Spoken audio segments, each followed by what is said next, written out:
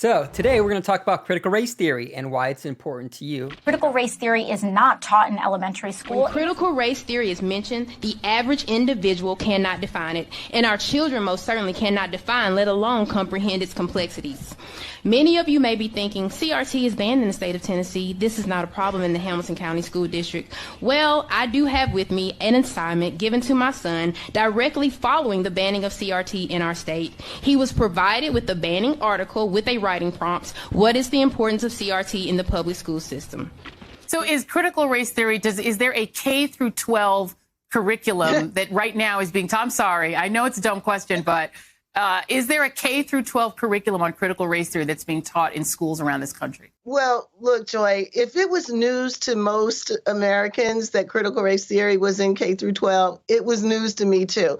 I'm one of the co-authors of one of the few books on critical race theory. I think I would know if we were being taught in K through 12. I mean, basically, critical race theory, classic critical race theory is a law school course. Okay, so here's what's happening. She's saying, hey, if critical race theory is being taught in K through 12, I would know it. I wrote the book on it. And there's just not a curriculum for it. Factually, she's correct. There's not a curriculum where you say, hey, here's your book on critical race theory. Just like if you go to universities, there isn't a department of critical race theory. What happens is critical race theory infuses all of the topics. So even at the K through 12, if there isn't a specific curriculum for it, it doesn't mean that the ideas are not being conveyed. So the way in which this would be taught would be through the teacher, not necessarily the material. But then the teacher is going to provide the interpretation and the analysis through the lens of critical race theory. You can't really understand critical race theory in isolation. You need to understand what it stands in opposition to. So let's start with the definition of liberalism, which is different from a liberal. What is liberalism? It develops over 200 years ago with that term you might remember from high school called the Enlightenment, that kind of highlights the development of science and reason within human endeavors. A liberal describes someone with a particular worldview. Liberalism denotes an idea, a political philosophy. All right, so maybe it would be beneficial if I describe some of the attributes of liberalism. Remember, liberalism underpins the institutions of the United States. So what are some examples of that? Freedom of expression, right? The ability to say what you're thinking and be allowed to do so without fear of imprisonment. Democracy, the idea that we elect people to represent us. Limitation of government power. The idea, especially as we break away from the British, the idea you have this monarch and this king often had absolute authority. Now, we have placed specific limits on the government, which is why our government is separated into three branches. The idea of universal human rights, regardless of our race, our religion, our beliefs, will all be treated equally. The idea that you have diverse opinions and open and honest debate. And the idea of toleration, that you have toleration not only for other people's opinions, but their beliefs as well. Now, threats against our democracy, right? Threats against these values can come both from the right, that's my right, I guess that'd be your left. Do you wish to delete? Both the far right and the far left can be a threat to liberalism. Now, it's easier to identify on the far right because it usually involves white supremacy. Where someone on the left, where good left ends and bad left begins, is more gray. The markers aren't as clear as they are on the right. Let's define critical race theory. This is not my definition. It critically examines race and institutionalized racism that perpetuates a racial caste system that relegates people of color to the bottom tiers. So in English, what does that mean? All right. What they're saying is if you go back in time, you look at the darker moments in American history, like with slavery and Jim Crow, well, as a result of those, the American institutions, their very DNA is infected with this cancer. And as a result, if you are a black person or a minority, you can't get a fair deal in America because of this institutionalized racism. CRT is openly hostile to liberalism. It thinks liberalism has failed, that it hasn't been moving quickly enough to solve these problems, and it can't solve them because of the institutionalized racism. In other words, because the United States itself, its institutions are racist, you can't ever achieve equality because the system won't let you get there. And thus, that's why you've seen so much hostility towards the United States over the last year. It's largely being driven by critical race theory, postmodernism. Everybody seems to be attacking American institutions. And is incredibly dishonest because you hear people talk about like it's still like it's the 1960s. There's been immense progress within, when you look at a historical time frame, slavery was around since before recorded time. Well, in a period since the end of slavery in the United States to today, so like 150 years, I'm bad with math, but we're guesstimating here, 150 years. At this point, you've ended up with a black president elected twice, and now you have a black vice president. So when you look at human history, it's been immense progress in a very short time. That you could even achieve this demonstrates that the system has kind of been self-correcting over time towards what is true and right.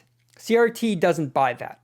As a result, it looks for ways to dismantle America, which is why you're seeing so much friction in this country today. Talking about American progress and the changes that we've seen, Derek Bell, writing in the 1970s and one of the original founders of some of these ideas of critical race theory, said this: "Progress in American race relations is largely a mirage, obscuring the fact that whites continue, whether consciously or unconsciously, to do all things in power to ensure the dominion and to maintain their control." That's a pretty negative view of whites, which is why people have so many problems with this, because this theory, in essence, is racist. Critical race theory sees racism as ordinary, that it's everywhere. Critical race theory assumes every interaction between you and a minority, there is racism according to critical race theory. It's there.